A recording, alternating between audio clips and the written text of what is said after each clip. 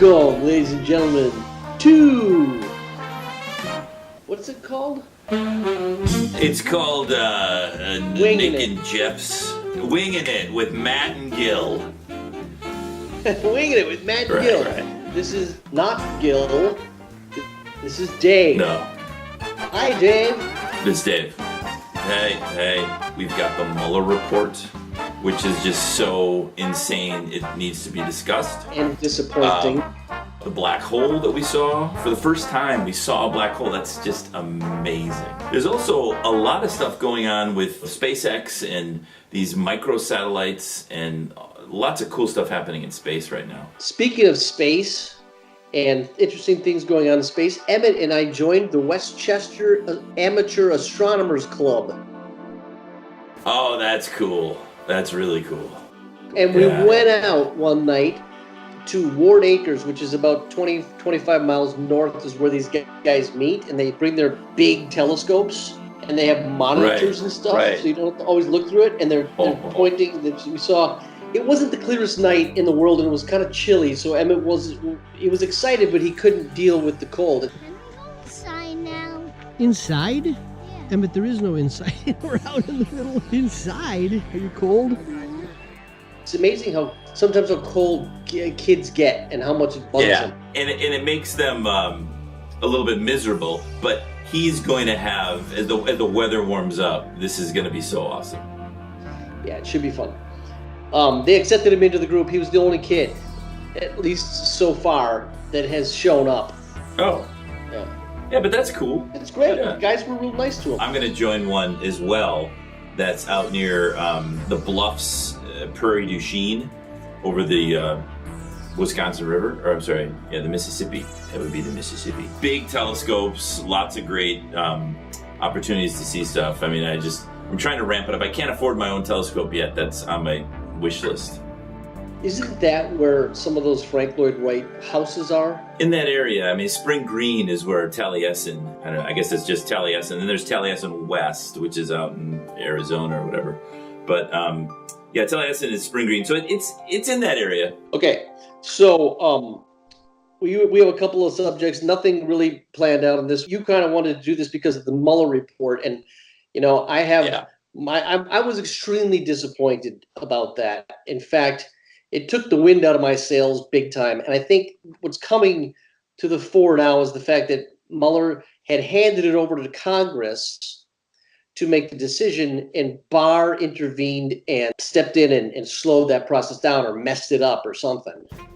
Right? Exactly. And if you're looking at culpability, Barr has put himself square in the middle of being culpable in that he misled the American people. Not to mention the fact that he's talking and seeming like Trump's personal attorney, which he's not. It's almost like this guy should be reviewed. And I remember watching his hearings for appointing him. He seemed like just a pretty level-headed, smart guy, and I'm like, okay, but looking back on it now, it's exactly, he was brought in to do this exact task, which was, misguide the American people when this report came out. I mean, and that's exactly what he did. A couple of things that bother me is that the Republicans that support this president will go to the mat for him, no pun intended, and essentially say, well, there was no collusion, and it's almost illegal, the fact that anyone thought there was collusion. And when you step back and look at it, everything Trump did indicated collusion.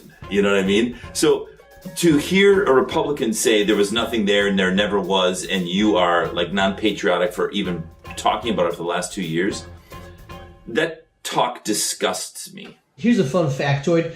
You remember when Barr was giving his press conference and he had Rosenstein to his left? The other guy to the right with the beard? Yeah. That is Emmy's best friend's husband, Ed O'Callahan. No. Yes, No it way. is. Yes, it is. He will. Their cottage is right next to ours in Wapaka. He's been at Wapaka 1,000,000 times. Who is he? He's a lawyer. He was a Southern District of New York big shot lawyer. And he's part of the Department of Justice? Well, why was he even there? Now he moved to D.C. I think he must know Rod Rosenstein or something, and they must be tight. I don't know. I played golf with him. Really? Yeah. What? Yeah. Dude. One hole. Now suddenly, Him and his father-in-law, they were playing golf, and we caught up to them, and we played the last hole with them. Oh, okay. Yeah. So Wow. I mean. So yeah. suddenly you become culpable. I'm right in the middle of it, man. I'm right in the middle of this. Isn't that crazy? Oh my God, that's such a small world. But I know. I don't know. So the thing that bothers me most about this whole thing is that Trump and the Republicans continue to say no collusion, no obstruction of justice, and they celebrate this. What we are finally realizing through nothing other than the Mueller report was the amount of Russian interaction in our election. It's insane. And the fact that Trump doesn't jump on this, I mean, it's one of many reasons why everyone thought he was in cahoots with them, is because he just doesn't seem to care about this. And this is just a major, attack on our, way of life in the country. It could it's crazy. affect the course of the history of this whole country from here on out. Right, and he needs to understand that and say, that's what I'm concerned about, because the report shows that in spades. And since no one else looked into it, because Trump just kept saying, oh, it's a witch hunt, and I believe Putin, I don't believe my own investigative teams and my own FBI and CIA, I believe Putin because he sounded sincere. What the hell? So, that's my big thing about it. And unfortunately, I have nothing to say about that anymore because I'm past the point of being flabbergasted, frustrated, shocked, and dismayed. Right. I have been for the last 2 years. And now, since nothing is coming of the Mueller report, I'm just like, okay, we got 2 more years of this bastard. Let's beat him at the polls. And it's the only thing Right. we can do right, at this point. Unless he has a massive coronary. Sanders said the right thing. He basically said, look, if we go after Trump over the next year and a half, 2 years, or until the election, we will lose. And he's absolutely right. What we'll do instead, if we're smart, we being, I'm a Democrat, if we're smart, we will go about the issues and the terrible health care and the blatant racism and these things that seem to be prevalent in this administration's country. And if we go after those issues and those things, and not necessarily Trump himself, we'll do well. So let's put a fork in it. I want to talk about, what's her name? Greta Thunberg from Finland. This kid is amazing. The vacuum of leadership left in the world is being buoyed by a 17-year-old girl from Finland. I was just talking to the folks about Greta from Finland and just how there's just this vacuum of leadership when it comes to climate change, and I just love the fact that these kids are saying, you know what, fuck you. You guys are supposed to be running the country and running the world. You know what's going on, yet you ignore this problem. And these kids are awesome. Greta is incredible. What a impassioned young lady. And I've said it before and I'll say it again. I rest at night knowing that the millennials and Greta's generation, which is actually like Gen Z or something, knowing that the millennials and Gen Z, which are the least racist, least sexist, least religious, the most earth-friendly generations we've ever had, they are going to deliver us from this bullshit that we've created. Let's hope so. It's going to be tight, time-wise. Well, yeah, we've got no choice. I mean, basically, the fact that it's taking so long, it's going to be miserable on this planet. We're going to have what I'll just call coastal refugees from within our own country, but then think of all the hundreds of millions of people that live on the coastlines all around the world. It's going to get just insane if you think it's crazy at the border now. Let's get back to stuff that I can handle. All right. So, porn. No. Ticks. Damn it. Ticks. Ticks. Yeah, talk to me about ticks. You were talking about deer ticks, and I'm like, how is this a topic? But are they like exploding? Is there a tick bloom out east? I think that they're getting really bad out here. I had Lyme disease 2 years ago. And yeah, you didn't know that you knew that. I guess I did. I forgot. And today I took Emmett fishing. It was Good Friday. You know, there wasn't much going on, but my clients were quiet. So I zipped out to Kensico. I got in the car to go to another spot, and I saw this thing cruising across my leg. We wore shorts for some stupid reason. It was humid out. I sprayed my leg with stuff, and I sprayed all of his body with stuff. And this little thing was cruising across my leg, and I knew it was a deer tick right away, but I had no idea that they ran that fast. I thought, well, maybe it's a baby wood tick, not a deer tick. But it was going pretty fast for a tick. Ticks are usually like, you know, like this. Right. The bigger wood ticks that we used to always get when we were kids. Just like that. That's so.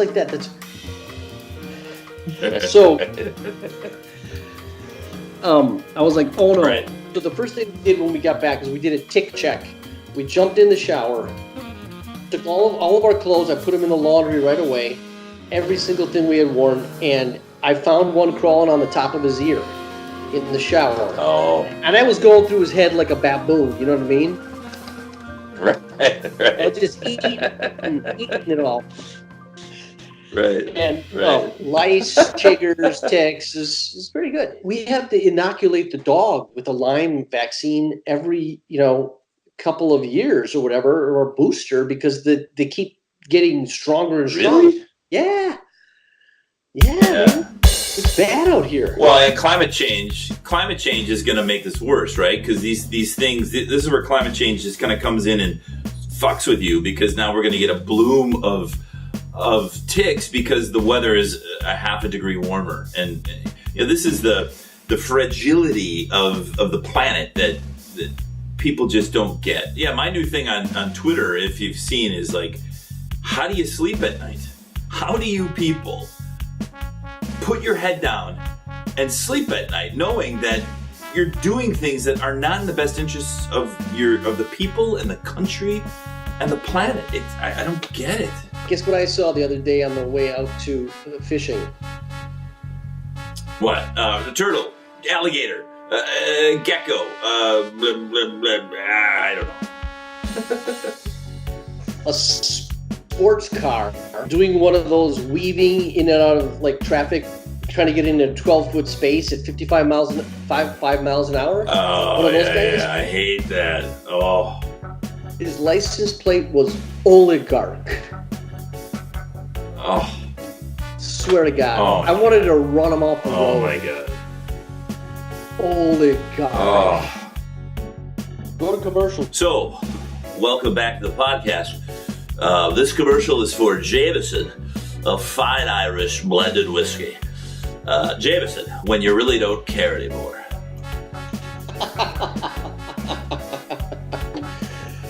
This stupid thing, it won't even shut off. Technology, man. You're a techno-tard. Thanks for joining us, good, folks. yeah. This is a real barn burner. Yeah, Hey, how about that awesome. Tiger Woods? Oh, yeah. Great segue. Tiger, the guy is insane. And he was off for like 10 years straight, or around there, where he didn't friggin' play. He certainly didn't win anything. And he's going to be back in the running if he keeps this up. For these, like Jack Nicklaus records that, the Golden Bear played the whole way through. He didn't have the sexting scandals and whatnot. So it'll be interesting. I'm happy for the guy. He's just an amazing golfer, and it's going to be good for golf, I think. Yeah. I used to always root against him because he was too good, right? Right. And I didn't really like his attitude. I didn't like his personality. He was bristly. He was arrogant, you know. Right. And then this scandal happened, and I felt kind of bad because I thought to myself, well, after 14 majors, he is so good, and I love to watch him. Yeah. Even when he was, even if I didn't want to win, Right. you know, because it made the competition so great. And then he had the divorce when he cheated on his wife, and his wife found out, crashed his car into a tree. Right. He had later on he had a DUI, Right. or he was driving under the influence of painkillers, maybe. He had to make this something really humiliating public apology with his mom in the front row, the press conference. Remember that? I don't know. I could have never survived that one. Oh yeah. His dad died. That's basically when the wheels started to come off when his dad died. He righted the ship, man, and he to have that iron will that he. Oh my God, the back surgeries. Not to mention the knee surgeries. He had back surgery. It's a risky surgery. It worked out. Right. And look at him. I mean, the guy is just he's the king because he only needs two more any kind of tournaments to tie Sam Snead's record of 82. Just regular tournaments. And Sam Snead didn't take 10 years off because of his head being screwed up with all this stuff. I mean, that's the amazing thing. Exactly. But I Ben Hogan's come back. You know Ben Hogan? Oh yeah. Okay. He's one of the few guys that have won all of the majors. Has the career slam. The Masters, the US Open, the British, and the PGA. Lee Trevino hasn't done it. Okay. Arnold Palmer hasn't done it. Tom Watson hasn't. Nicklaus did it. Nicklaus did? Of course, Nicklaus did. Yeah. Tiger. Right. Snead. Gary Player. Snead didn't. I don't think Snead ever won the US Open. Nope. Oh. British. Arnold Palmer never won the PGA. Watson never won the PGA. Gary Player. Walter Hagen, I think, but that's way back in the old days, and maybe Gene Sarazen, I'm not sure, and Ben Hogan. So, Okay. Hogan got in a horrible car accident. I read this book when I was 10 years old. It's called Hogan, the Man Who Played for Glory. When he was driving between tournaments, he crashed head on with a bus and threw his body over his wife. His legs and pelvis were crushed. He came back from that. They said he would never play golf again. God. He won 3 of the majors in 1 year after that. Oh, wow. How long after that? I don't know, a couple of years, but he was in pain. He was in pain for the rest of his life, that guy. Oh, yeah. Wow. I had this paper cut up my finger once when I was in high school golf. I couldn't play. I quit the game. Let's talk black hole. This black hole, did you follow it at all? Did you understand the depth of coordination and amazing science that went on to make this picture work? I did not. Oh my God. And I can't even do it justice, but take like 10 different teams around the globe, take 6 or 8 different radio telescopes. They needed perfect weather around the globe to do this. They pointed everything at this black hole. And they've worked on it for the last 10 years just to get all these telescopes together and get the data. Then it's sitting in these data drives and like terabytes of data, a tera. And then you go, okay, now what? Well, then it takes this woman from, I want to say, the UK to spearhead a team of algorithmic programmers that took this data and crunched it to understand noise from the universe and remove that and do this and do that. And the picture of her when she sees the image come in from the data crunching that happens through her algorithms, to see her face light up when you see what we eventually saw was just amazing. It wasn't just pointing a telescope and taking a picture. It was so many disciplines and so many scientists and so much effort that went on, and it's a new era. You know, textbooks will be written before we had a picture of the black hole, and they'll be written after we have a picture of the black hole, and it's just that fundamentally awesome in the annals of science and space and all that. What do you think happens at the bottom of the black hole? Where do you think the material goes? Well, this is a good question. So, first of all, we should just mention before we go on the size of that black hole. So you see the orange glow around the hole. That darkness in the middle is the size of our solar system. That's how big this black hole is. It's the size of and our solar system is so big.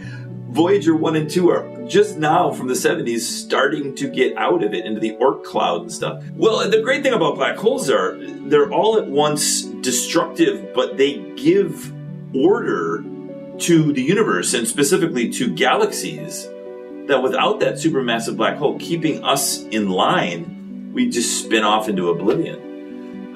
It's an amazingly elegant, beautiful dance of death and birth and just awesomeness. But so now a black hole gets formed when a hypergiant whatever star implodes on itself, right? Yeah, collapses. The gravity gets so intense it collapses and then blows up, right? And you get the most powerful and then the inner force side in goes. Right, and then you get these jets coming out. That's a quasar. No, those are gamma rays. Oh. A quasar is a type of star that isn't a black hole. It spins really fast or something like that. Right. But when a black hole forms, usually these jets of gamma rays burst out. And these things, it's the most powerful thing in the universe. A gamma ray burst or jets out of a black hole. If one pointed towards us from millions of light years away, you just vaporize. I mean, it's just one of the many ways we could be obliterated. Luckily, it hasn't happened yet. But so what's at the middle of a black hole? I think a pea-sized amount of matter. And the important thing that I like to say is there's no such thing as a black hole. It looks like a hole. It kind of operates a hole. But from all around it, it's just this pea-sized thing that's sucking everything into it. And, you can't go through it. You can't look through it. It is a thing, and it will just sit in the super concentrated little tincture of matter that's just so crammed together that how long can it stay that way until it can't take it anymore? Which is the way I think the Big Bang happened, until it just. Well, no, actually, if you believe in Hawking radiation, so Stephen Hawking did ask that exact question, man. Like, what happens to a black hole? Does it just keep bringing things in? And it brings things in as far as it can. And when it eats all the matter that's available to it, it starts to evaporate. And a black hole will give off what's called Hawking radiation. And it eventually disappears. Just poof. Over hundreds of billions of years, or I don't know, hundreds of billions, but billions of years, hundreds of millions of years, it just evaporates. Oops. I have to be quiet. I knew that was coming. So are we done here then? The only thing that can stop us now is a gamma ray burst. So if a gamma ray burst is the strongest force in the universe, what's the second strongest? Sexual desire? No, close. Forgiveness. Think about it.